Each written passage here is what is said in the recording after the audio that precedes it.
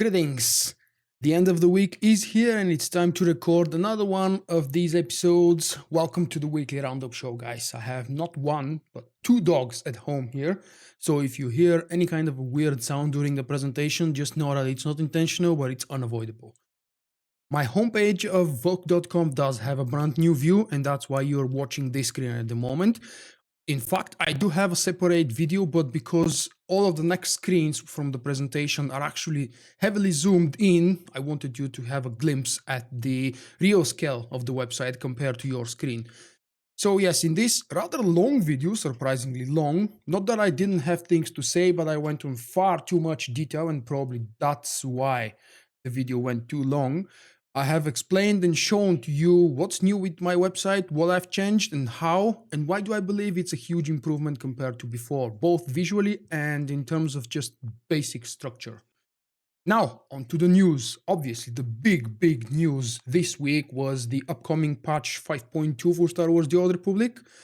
But let's do things in order. Last Tuesday on 24th of January, we saw the live release of patch 5.1 and the second batch of 5 Uprisings. This video here is going to tell you more details about the patch notes, and what exactly is coming to the game with this update. It was a big one, it brought a nice amount of content, and I think it's just worth exploring.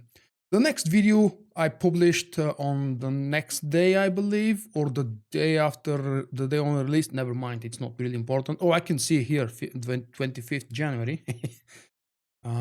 This video is exploration and overview of the new vendors. What new vendors we've got on the fleet, why do we have them, how you can use them, what purpose do they serve. This video was actually recorded as an upgrade or an update, visual update to my endgame gear guide for PvP and PvE from last week. You might remember that if you follow my content. This guide was featured in the last week's Weekly Roundup show. With 5.1, as I've said, we've received 5 new Uprisings, and this collective thread of mine does contain guides, separate standalone guides to each one of the Uprisings, and each one on these guides on its own does contain details and information in written form about each one of the boss encounters, as well as a video in the end. Right now I only have 1 or 2 videos per guide because I haven't done the Uprisings many times that are worth recording, and I didn't want all of the trials and tests that I did to be available on video, so I only presented here the first live streams that I did for the Uprisings. And now we come to the big news for Star Wars The Old Republic this week. The SWTOR producer live stream from 26th of January 2017 brought us interesting news. What is it all? Was it all purpose? Was it all interesting? Was it all worth keeping you or bringing you back? That's entirely for you to decide, but the basic gist is written right up here. Game update 5.2, the new daily area, the 2 returning companions, and the beginning of a new operation. I will not go into details again. What do I think about the operation being split into 5 separate updates with 5 separate bosses? But this is in fact how the next operation in Star Wars The Old Republic will be released. Moving out or away from Star Wars The Old Republic news, landing on to the new game that I've included into my website's coverage, Star Citizen. Yesterday I posted this about Star Citizen, the production schedule report from 27th of January.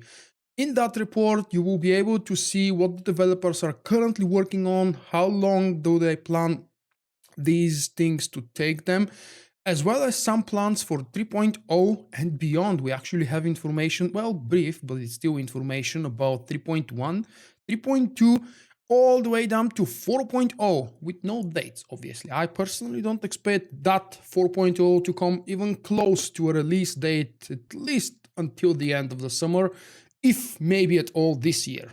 God knows that game is taking its sweet time to be produced. And the third game that I'm covering is GWENT, the standalone Witcher card game.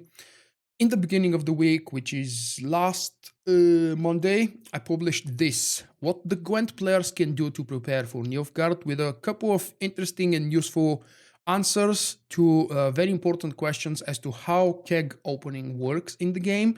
And do you need to stack resources, or can you start kegs? Does it matter actually?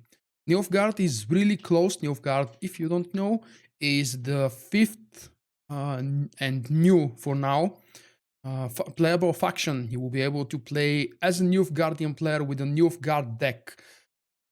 This Tuesday on 24th, right about the same time when Star Wars The Old Republic 5.1 was released, there was a special 1-hour live stream event in Warsaw, where CD Projekt Red did something I've been dreaming for years BioWare to do.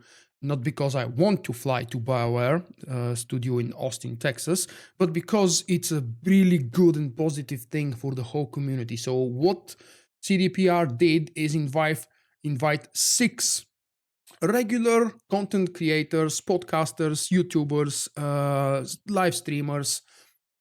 They invited them to the headquarters of CDPR in Warsaw, Poland. And this live stream was actually not the main reason why they flew there. They were shown the new Nilfgaard deck. They were shown basically the office. They participated in a special kind of evening in a restaurant, if you want. And of course, there were a ton of interviews, Q&As, and all the other good things. And of course, these guys came home with cool rewards. The portrait of the Emperor himself being one of the reward that every one of these folks received. I'm following most of them regularly because they put out very good Gwent content. A lot more than me, since I believe most, if not all of these guys are solely dedicated to Gwent. Kind of like I'm almost solely dedicated to Star Wars The Old Republic. But with the difference that Gwent is still brand new and so many people don't know about it. And with this, wrapping up the video, thank you very much for joining me for yet another week. I will see you tomorrow with a Gwent video, as a matter of fact.